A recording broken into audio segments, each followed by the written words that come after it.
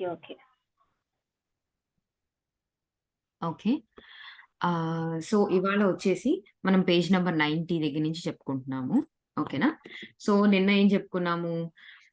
అంటే ఫస్ట్ కోపం గురించి మాట్లాడారు. తర్వాత హ్యాబిచువల్ యాంగర్ గురించి. అంటే మాటి మాటికి కోపం రావడం గురించి. తర్వాత ఆ కోపాన్ని గనక మనం అణిచివేస్తూ ఉంటే గనక అప్పుడేమవుతుంది? అది రెజెంట్‌మెంట్ కింద మారుతుంది.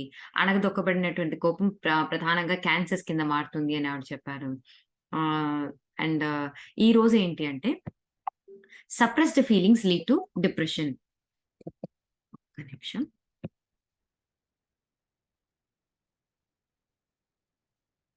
So, suppressed feelings lead to depression అని ఆ పారాగ్రాఫ్ నుంచి మొదలుపెట్టుకుంటున్నాం అనమాట. Depression is anger turned inward. It is only anger that you feel you don't have right to have. For instance you may not feel it's okay to be angry at your parent or spouse or employer or best friend. Yet you are angry and you feel stuck. So, ఏంటి అంటే anger ఇంకొక విధంగా మనం గనక suppress చేసుకుంటూ అలా చాలా కాలంగా సప్రెస్ చేసుకుంటూ ఉన్నాము అంటే, అది డిప్రెషన్‌కి కూడా దారి తీస్తుందంట. ఏదైతే అణగదొక్కబడినటువంటి కోపము, అది డిప్రెషన్ కింద కూడా దారి తీస్తుంది. మనకేంటి యాక్చువల్‌గా మనకి అంటే కొన్ని కొన్ని సార్లు ఏమవుతదంటే, అసలు నీకు కోప్పడే హక్కు లేదు అన్నట్టు కొంతమంది ఫీల్ అవుతుంటారు గదా! అరెరే! నాకు ఓకే.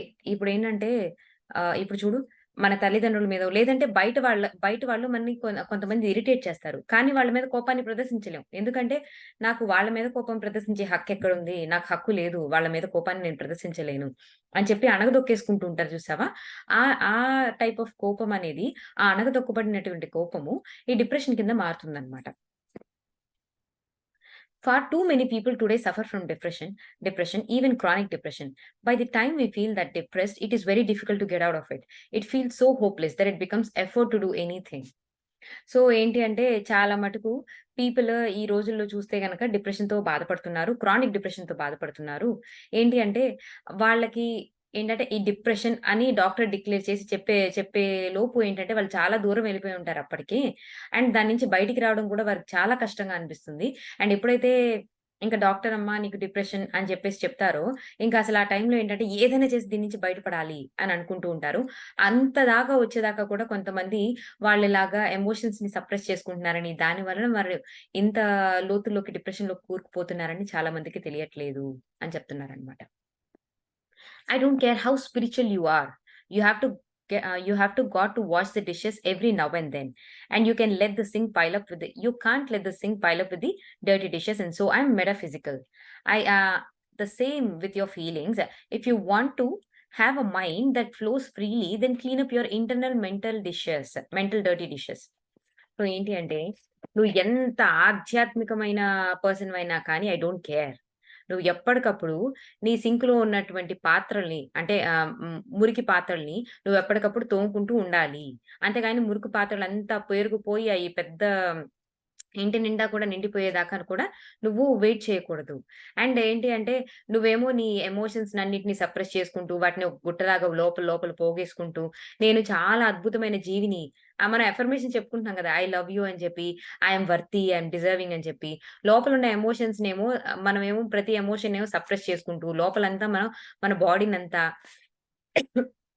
మన మైండ్‌నంతా గూడా చెత్త కుండీలా తయారు చేసుకుంటూ, నేను సూపర్, నేనేమో చాలా పవర్‌ఫుల్, నాకేమో చాయిసెస్ ఉన్నాయి, నేను వర్తీ, నేను డిజర్వింగ్ అని చెప్పి ఎన్ని గొప్ప గొప్ప మాటలు చెప్పుకున్నా, నువ్వెంత ఆధ్యాత్మికంగా ఉన్నా కానీ వేస్టే అని చెప్తున్నారనమాట. సో, ఈమె ఇక్కడ పాత్రలు, మురికి పాత్రల్ని అంటే ఎలా పోలుస్తున్నారంటే, మన ఎమోషన్స్‌తో పోలుస్తున్నారనమాట. సో, ఎప్పటికప్పుడు ఆ మురికి పాత్రల్ని మనం ఏంటి వంటయిపోయింది. ఆ తర్వాత పాత్రలను తోమేసుకొని మళ్ళీ క్లీన్‌గా పెట్టుకుంటాం. నెక్స్ట్ టైమ్ యూసేజ్ కోసం. సో, సేమ్ అలాగే మన పాత్రలని ఎప్పటికప్పుడు ఎలా తోముకుంటామో, మన ఎమోషన్స్‌ని కూడా ఎప్పటికప్పుడు వాటిని రిజాల్వ్ చేసుకుంటూ మన మైండ్‌ని ఎప్పుడు కూడా చాలా క్లీన్‌గా, ప్యూర్‌గా పెట్టుకోవాలి మన మైండ్‌ని. సో దట్ ఐడియాస్ మనకు కావాల్సిన సొల్యూషన్స్ మనం మనం ఫేస్ చేసే ఛాలెంజెస్‌కి, ప్రాబ్లమ్స్‌కి కావాల్సినటువంటి సొల్యూషన్స్, మనకు కావాల్సినటువంటి ఎనర్జీ, మనకు కావాల్సినటువంటి అన్ని రకాల నాలెడ్జ్ అండ్ విజ్డమ్ కూడా మన మైండ్ ద్వారా ఫ్రీగా ఫ్లో అవ్వడానికి అని చెప్తున్నారనమాట. One of the best ways is to give yourself permission to express some of your anger so that you don't stay depressed. Okay. There are now therapists that specialize in anger releasing. Have a session or two with them. One of them could be most helpful. So ఏంటి అంటే మీకు మీరు permission ఇచ్చుకోండి. ఇప్పుడు అర్థమైంది గదా మనకి. Anger అనేది ఎక్స్‌ప్రెస్ చేయాలి. ఏ విధంగా ఎక్స్‌ప్రెస్ చేయాలని చెప్పారు? అంతకుముందు చాప్టర్‌లో చెప్పేసారు కదా ఆల్రెడీ. అంతకుముందు పేజెస్‌లో చెప్పారు కదా ఆల్రెడీ లూయిస్ హే గారు. పాజిటివ్ వేస్‌లో దాన్ని ఎక్స్‌ప్రెస్ చేయాలి. అంటే దిండునో, లేదంటే పరుపునో, లేదు అంటే గనక ఆ వ్యక్తికి చెప్పేయడమో, సో ఏదో ఒక విధంగా పాజిటివ్ వేస్‌లో మనం ఎక్స్‌ప్రెస్ చేయడానికి మనం పర్మిషన్ ఇచ్చుకోవాలి. మనకి మనం పర్మిషన్ ఇచ్చుకోవాలి. ఫస్ట్ ఆఫ్ ఆల్ ఈ కోపం అనేది కోపం అనేది రావడం తప్పు కాదు అని మొదట మనం బాగా బుర్రలోకి బలంగా నాటుకోవాలి ఏంటంటే, కోపం రావడం అనేది సర్వసాధారణం. కోపం అనేది తప్పు కాదు. కోపాన్ని ఎక్స్‌ప్రెస్ చేయడం తప్పు కానే కాదు. అదే గనక కోపాన్ని లోపల ఉంచుకుంటే అది తప్పు. లోపల ఉంచుకుని ఎవరిని పనిష్ చేసుకుంటున్నాము? ఎవరికి నష్టం జరుగుతుంది? సో, ఇవన్నీ బాగా క్లారిటీ మనకెప్పుడైతే క్లారిటీ ఉంటుందో దానికి తగ్గట్టుగా మన యాక్షన్స్ ఉంటాయి గదా! సో, ఇవి ముందు క్లారిటీ తెచ్చుకోవాలి ఏంటి అంటే, కోపాన్ని ప్రదర్శించడం తప్పు కానే కాదు. I'm giving my self permission. మీకు మీరు పర్మిషన్ ఇచ్చుకోండి. కొంత కోపాన్నయినా గాని దాన్ని సవ్యమైన మార్గంలో బయటికి ప్రకటించటానికి అని చెప్తున్నారనమాట. సో, కావాలి అంటే గనక కొంతమంది థెరపిస్ట్‌లుంటారు. ఈ కోపాన్ని బయటికి పంపించటంలో వాళ్ళు ఎంతో సహాయకారిగా ఉంటారు. వాళ్ళ దగ్గరికెళ్లి ఒక సెషన్, 2 సెషన్స్ తీసుకోవడంలో తప్పు ఏమీ లేదు అని చెప్తున్నారనమాట. It's my personal opinion that we all need to beat the bed once a week whether we feel angry or not. So మనకి నా అంటే తన పర్సనల్ ఒపీనియన్ తను చెప్తున్నారనమాట. మన కోపం నాకు ఈ వారంలో అంటే కొన్ని సార్లు ఏంటంటే మనం ఎలాంటి ఎమోషన్స్ ఫీల్ అవుతున్నాం, ఏంటి అన్నది ఏం చేస్తామంటే సాధారణంగా వాటిని వదిలేస్తాం కానీ, అయి లోపలికెళ్ళిపోతుంటాయి కానీ, సాధారణంగా వాటిని బయటికి ఎలా పంపించాలని అని కానీ, ప్రత్యేకమైన దృష్టి దాని మీద పెట్టం. ఆ విధంగా మనకెవరు చెప్పలేదు. మనం ఆ విధంగా పెంచబడలేదు. ఇన్ని సంవత్సరాలు గడిచిపోయినియి. మనకసలు తెలీదు మన ఎమోషన్స్ మీద మనం వర్కౌట్ చేయాలని చెప్పి. సో, ఆవిడ పర్సనల్ ఒపీనియన్ ఏంటి అంటే, వారానికొకసారి మీకు కోపం వచ్చినా, రాకపోయినా ఒకసారి బెడ్‌ని గట్టిగా గుద్దేసేయండి. పరుపులనో లేదు అంటే గనక దిండులనో గట్టిగా గుద్దేసేయండి. There are some therapies that encourage you to get into your anger. However I think they often keep you immersed in the anger process too long. కొన్ని సార్లు కొన్ని థెరపీస్ ఉంటాయి. అవేంటంటే మనకి ఏ విషయాలైతే కోపం కోపం కల్పించినయో, కోపం కలిగించినయో ఒక్కసారి ఆ సిట్యుయేషన్స్‌ని గుర్తు తెచ్చుకోమని చెప్పి యాంగర్‌ని పైకి తెప్పిస్తారు కదా! కొన్ని సార్లు కొన్ని థెరపీస్ మాత్రం ఆ యాంగర్‌లోని మిమ్మల్ని చాలా సేపు ఉంచేసి మిమ్మల్ని ఆ కోపంలోని మునిగి తేలేలాగా చేస్తుంటాయి. కొన్నిసార్లు అది అంత మంచి విషయం కాకపోవచ్చు. Anger like an emotion that surfaces lasts only for few minutes. ఏదైనా కోపము ఒక్కసారి బయటకొచ్చిందంటే అది కేవలం కొద్ది కొద్ది క్షణాలు మాత్రమే ఉంటుంది. Babies move in and out of their emotions very quickly. మనం గనక చిన్న పిల్లల్ని గమనిస్తే ఆళ్ళొక క్షణం ఏడుస్తారు, ఒక క్షణం చాలా నవ్వుతారు. అంటే వాళ్ళకేదన్నా ఇప్పుడు వాళ్ళ దగ్గర నుంచి బొమ్మ లాగేసుకున్నారనుకోండి, ఏడుస్తూ ఉంటారు. ఆ తర్వాత వాళ్ళని మళ్ళీ బొమ్మిచ్చారనుకోండి, వెంటనే ఆపేస్తారు. సో, బేబీస్ లాగా ఉండాలి మనం కూడా. ఏంటంటే యాంగర్ కూడా ఏంటి అంటే పైకి సర్ఫేస్ మీదకొచ్చిన తర్వాత కేవలం కొద్ది నిమిషాలు మాత్రమే. జస్ట్ దాన్ని తెచ్చుకొని దాన్ని పాజిటివ్ వేలో రిలీజ్ చేసేసే మార్గాన్ని వెంటనే మనం ఇంప్లిమెంట్ చేసేయాలన్నమాట. ఎక్కువ సేపు దాన్నే పట్టుకొని కూర్చోకూడదు అని చెప్పడం అన్నమాట ఆవిడ. It's our reaction to the emotion that causes us to hold or repress it.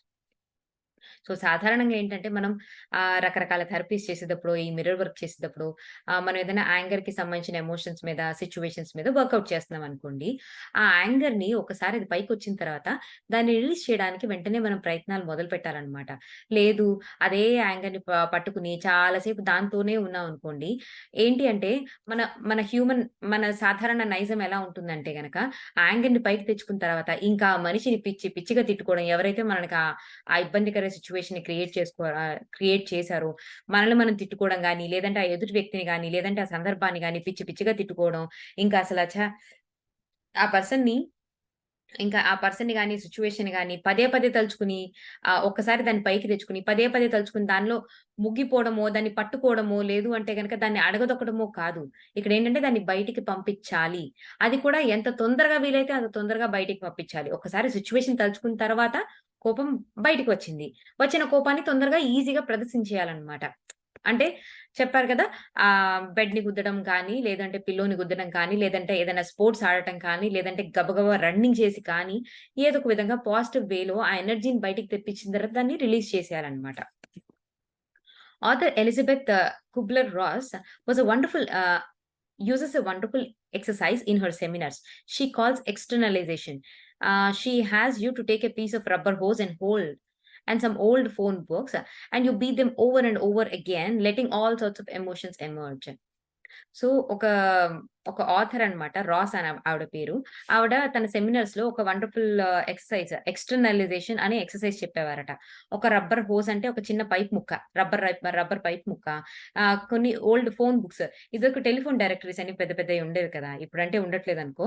ఆ బుక్స్ తీసుకొని ఆ రబ్బర్ పైప్‌తో దాన్ని బాగా ఏసి కొట్టి మాటి మాటికి కొట్టి మనలో ఉన్న ఆ ఎమోషన్స్ అన్నిటిని బయటికి పంపించేయొచ్చు అని చెప్పి తను ఆ వండర్‌ఫుల్ ఎక్సర్‌సైజ్ తన సెమినార్స్‌లో చేపించేవారట ఆ lady. When you're releasing anger, it's okay to be embarrassed about it. Especially it was against your family rules to get angry. So, ఏంటి అంటే కొన్ని కొన్ని సార్లు ఏంటంటే మన కోపాన్ని ఓకే. ఈవిడ ఎలా అయితే మనకి సజెషన్స్ చెప్తున్నారో, ఏదైతే సందర్భాన్ని మనకి కోపం కలిగించిందో, ఆ సందర్భాన్ని గుర్తు తెచ్చుకొని, దాన్ని బయటికి పంపించేటప్పుడు, ఇలా బెడ్‌ని గుద్దేసేటప్పుడు, పిల్లోస్‌ని గుద్దేసేటప్పుడు కొన్ని కొన్ని సార్లు మీరు ఎంబారస్ ఫీల్ అవ్వడం అనేది సర్వసాధారణం. ఎందుకు అంటే సో, కొన్నిసార్లు మీరు పెరిగినటువంటి ఫ్యామిలీలో కొన్ని రూల్స్ విధించుంటారు. ఆడపిల్లలకి ఏంటమ్మాయి మాటి మాటికి చీటికి మాటికి కోపం అలా ఉండకూడదు ఆడపిల్లలంటే అని చెప్పి మీరు కోపాన్ని చేయకుండా అంటే ఎప్పుడు ప్రదర్శించడానికి వీలు కల్పించినట్టు కల్పించలేనటువంటి ఒక ఎన్విరాన్మెంట్‌లో పెరిగి ఉన్న వారైతే గనక మీరు ఈ కోపాన్ని ప్రదర్శించేటప్పుడు ఎంబారస్డ్‌గా ఫీల్ అవ్వచ్చు మీరు. It will be embarrassing the first time you do it. మీరు మొదటిసారి చేసేటప్పుడు ఇది మీకు ఎంబారస్‌గా అనిపించొచ్చు. తర్వాతంతా ఇది చాలా ఫన్నీగా, చాలా పవర్‌ఫుల్‌గా కూడా మీకనిపిస్తుంది. And God is not going to hate you for being angry. దేవుడేమి మిమ్మల్ని ద్వేషించడు. మీకు కోపం వచ్చినందుకు గాని, కోపాన్ని ప్రదర్శిస్తున్నందుకు కానీ, దేవుడు ఎప్పుడూ కూడా మిమ్మల్ని ద్వేషించడు. Once you have released some of this old anger, you will be able to see your situation in the new light and find new solutions. ఒక్కసారి ఆవిడ ప్రధానంగా ఏం చెప్పాలి అనుకుంటున్నారంటే, ఎమోషన్స్‌ని పాజిటివ్ వేలో ఎలా రిలీజ్ చేయాలి? దాన్ని లోపల పెట్టుకొని వివిధ రకాలైన ఈ ఈ రెజెన్‌మెంట్ గాని, డిప్రెషన్ కానీ ఇటువంటి వాటికి ఎలా గురి కాకుండా కాపాడుకోవాలి? అండ్ అలాగే పాజిటివ్ వేస్‌లో దాన్ని బయటికి పంపించడం ఎంత సర్వసాధారణము. దాన్ని తప్పుగా ఫీల్ అవ్వద్దు. దాన్ని గిల్ట్‌గా ఫీల్ అవ్వద్దు. అని ఏంటంటే సాధారణంగా మనం బయటకి దాన్ని వ్యక్తపరచడానికి కోపాన్ని కానీ, వివిధ ఎమోషన్స్‌ని బయటికి వ్యక్తపరచడానికి చాలా మటుకు ఆడవాళ్ళే చాలా సిగ్గుపడుతూ ఉంటారనమాట. చాలా బాధపడుతూ ఉంటారు. చాలా భయపడుతూ ఉంటారు. వాళ్ళ కోపాల్ని కానీ, వాళ్ళ ఎమోషన్స్‌ని గాని ప్రదర్శించడానికి.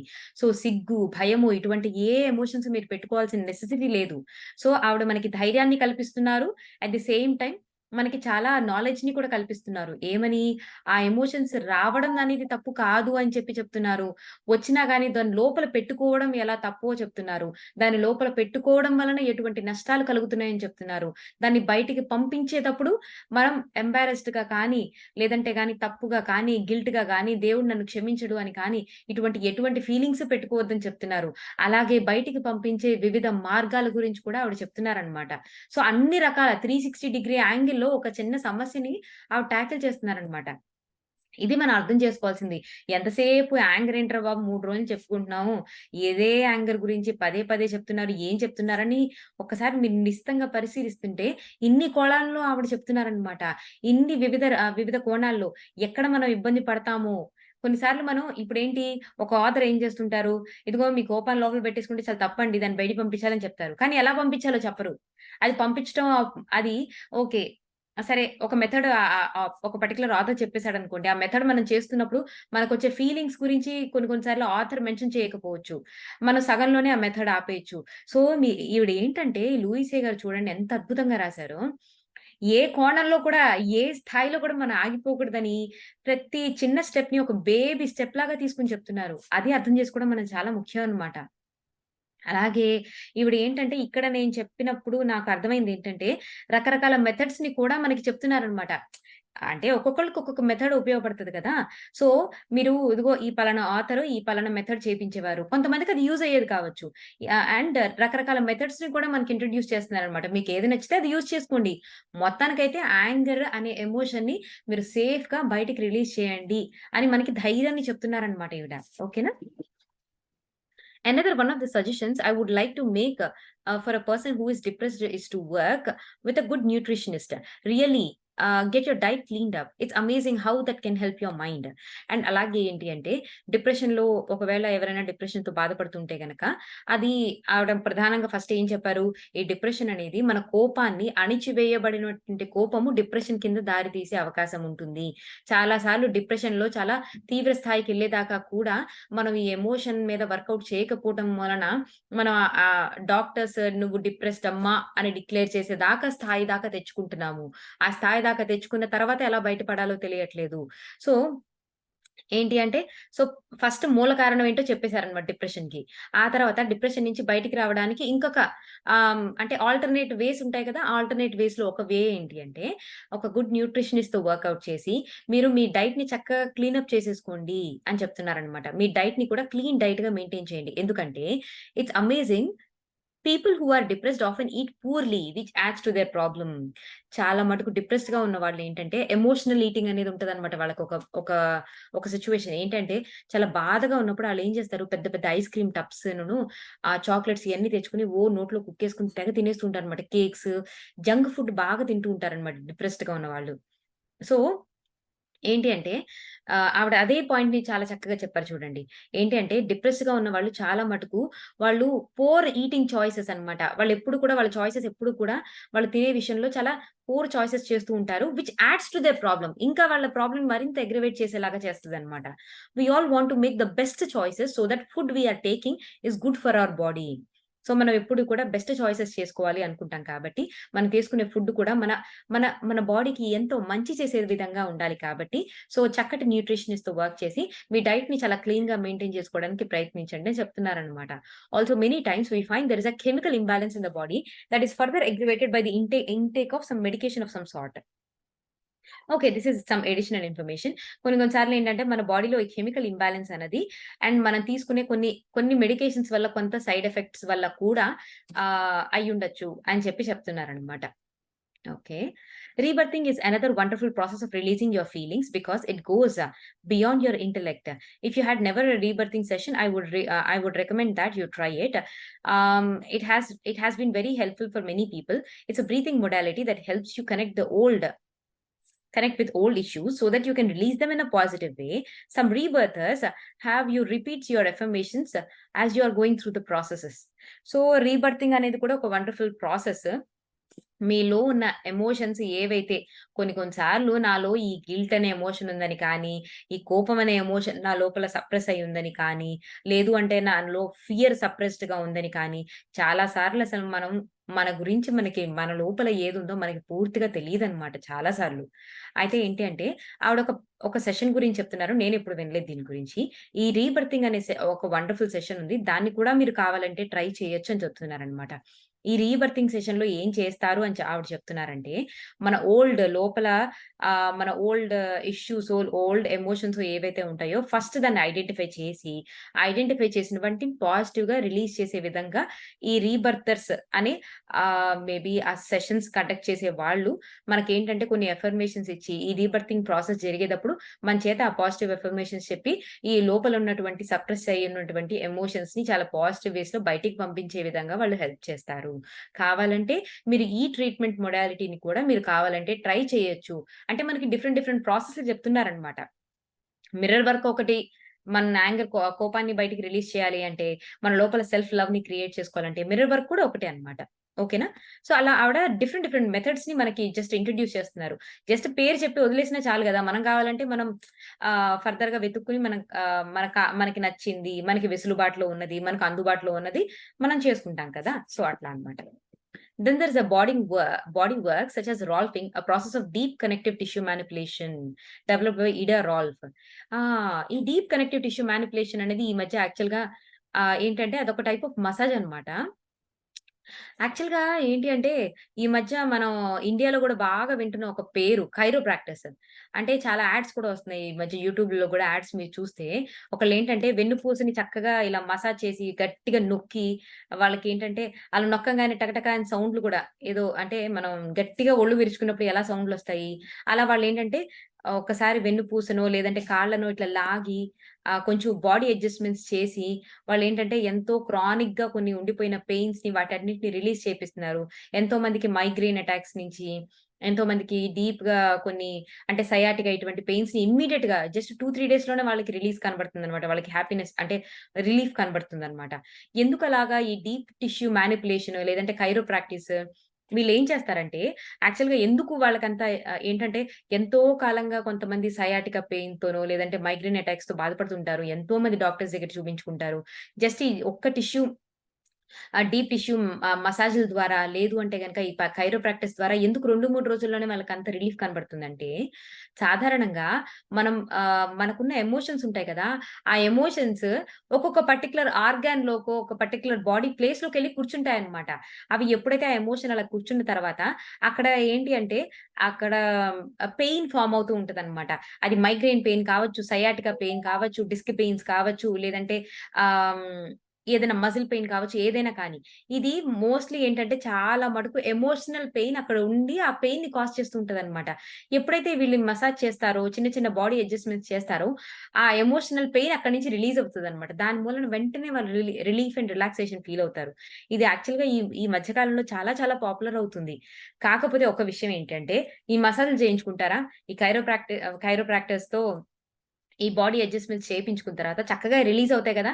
కానీ మన బుద్ధి ఏ మాత్రము మారకుండా మళ్ళీ అవే ఎమోషన్స్‌ని చక్కగా తెచ్చుకొని మన బాడీలోకి మళ్ళీ పెట్టుకుంటున్నాం అనుకోండి, మళ్ళీ యథాతథంగా అదే స్థితికి మళ్ళీ తిరిగొస్తామనమాట. సో, ఇక్కడ ఏమిటంటే ఈ ఈ ఈ ఆల్టర్‌నేట్ థెరపీస్ అనేవి, ఈ మసాజెస్ అనేవి లేదంటే గనక రకరకాల థెరపీస్ అనేవి ఇవి ఏంటి అంటే మనకున్న ప్రాబ్లమ్‌ని ఖచ్చితంగా తగ్గించి వేస్తాయి. ఎప్పుడు అయితే మన బుద్ధిని మనం మార్చుకుంటున్నామో, మనకి గొప్ప అవగాహన అంటే ఈ యాంగర్ అనే ఎమోషన్ రావడం తప్పు కాదు. దాన్ని రిలీజ్ చేయడము తప్పు కాదు. దాన్ని ఏ విధంగా రిలీజ్ చేయాలో పాజిటివ్ వేస్ మనకి తెలుసుకున్నాము. సో, ఎప్పుడైతే మనకి గొప్ప అవగాహన వచ్చిందో, నెక్స్ట్ టైమ్ ఏదైనా సిట్యుయేషన్ ఓ కోపాన్ని కలిగించే సిట్యుయేషన్ మనకెదురైంది. ఈసారి గనక నేను నాకున్న నాలెడ్జ్‌ని చక్కగా ఇంప్లిమెంట్ చేసి, నా కోపము లోపలికెళ్ళ ఎళ్ళిపోకుండా, లోపల అంతరాల్లోకి అది ఎళ్ళిపోయి నాకేదో హాని కలిగించేదాకా దాన్ని వదిలిపెట్టకుండా, ఎప్పుడైతే దాన్ని చక్కటి వేలో, పాజిటివ్ వేలో "అరే బాబు! నువ్విలా అనడం నాకు నచ్చలేదు. దీనివల్ల నాకు కోపమొచ్చింది" అని చెప్పి ఎదురు వాళ్ళకి చెప్పేయడం మూలానో, లేదు అంటే ఒక మిర్రర్ వర్క్ చేసుకునో, లేదు అంటే గనక గట్టిగా నాకు పరుపుని గుద్దేసి నేను దాన్ని పాజిటివ్ వేలో వదిలిపెట్టేసాననుకోండి, ఆ యాంగర్ లోపలికెళ్ళదు గదా! నాకింకోసారి ప్రాబ్లమ్ రాదు. సో, ప్రాబ్లమ్ రిపీట్ కాకుండా ఉండాలంటే, ఉన్న ప్రాబ్లమ్‌ని తగ్గించుకోవాలంటే డిఫరెంట్ ఆల్టర్‌నేట్ థెరపీస్‌ని మనం హ్యాపీగా యుటిలైజ్ చేసుకోవచ్చు. బట్ మళ్ళీ, మళ్ళీ ఆ ప్రాబ్లమ్ రాకుండా ఉండాలంటే ఏం చేయాలి? మనం ఈ జ్ఞానాన్ని తీసుకోవాలి. తీసుకున్న జ్ఞానాన్ని ఇంప్లిమెంట్ చేయగలగాలి. అంతే గదా! ఈ కోపం గురించి అబ్బా! 3 రోజుల నుంచి తెలుసుకుంటున్నా. ఎంత బావుంది. ఇది ఎవ్వరు చెప్పినోళ్ళు లేరని అర్థమైంది మనకి. ఓకే. ఇప్పుడు తెలుసుకున్నాము. తెలుసుకున్న దాన్ని ఇంప్లిమెంట్ చేస్తేనే గదా! ఇంకొకసారి కోపాన్ని కలిగించే సిట్యుయేషన్ వచ్చినప్పుడు నీకున్న నాలెడ్జ్‌ని యూజ్ చేసి ఈ కోపాన్ని నేనెలా పాజిటివ్ వేలో బయటికి పంపించాలని నువ్వు చేస్తేనే కదా! మళ్ళీ ఇంకొకసారి నువ్వు ఆ ప్రాబ్లమ్ పడకుండా ఉంటావు. ఓకేనా? సో, ఇప్పుడు అర్థమైంది గదా! సో, రాల్ఫింగ్ అని చెప్పి, డీప్ టిష్యూ మసాజెస్ అని చెప్పి, తర్వాత రీబర్తింగ్ అని చెప్పి, సో, ఇక్కడ ఆవిడ మనకి రకరకాల తర్వాత న్యూట్రిషనిస్ట్ వర్క్ చేసుకొని, మీ డైట్‌ని క్లీనప్ చేసుకోమని చెప్పి, రకరకాల మార్గాలు మనకి చెప్పారనమాట. ఈ లూయిస్ హే గారు. ఓకేనా? Self help sections in the bookstores are excellent places to read about different alternatives. Health food stores are also often have the bulletin boards, have the listings in the classes. When the student is ready, teacher appears.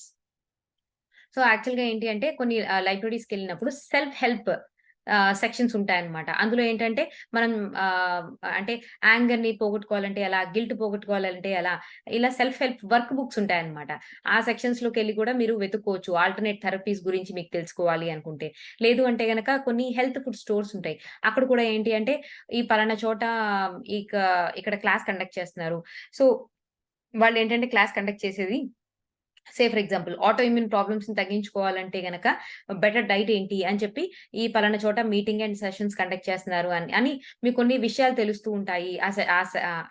Health food స్టోర్స్‌కెళ్ళొచ్చు. లేదు అంటే గనక self help books ఎక్కడైతే దొరుకుతున్నాయో ఆ సెక్షన్‌కెళ్ళి కూడా మీరు alternate therapies గురించి కానీ, ఎక్కడైనా మీటింగ్స్, క్లాసెస్ ఇలాంటివి జరుగుతున్నాయా దాని గురించి తెలుసుకోవచ్చు.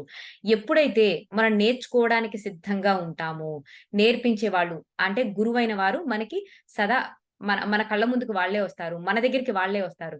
మనం సిద్ధంగా ఉండాలి అని చెప్తున్నాననమాట. ఇది మనకు తెలిసింది. అర్థమవుతుంది కదా!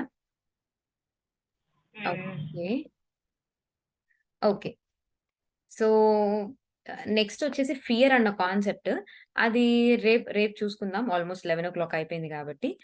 ఆహ్, yeah! Let's stop the recording.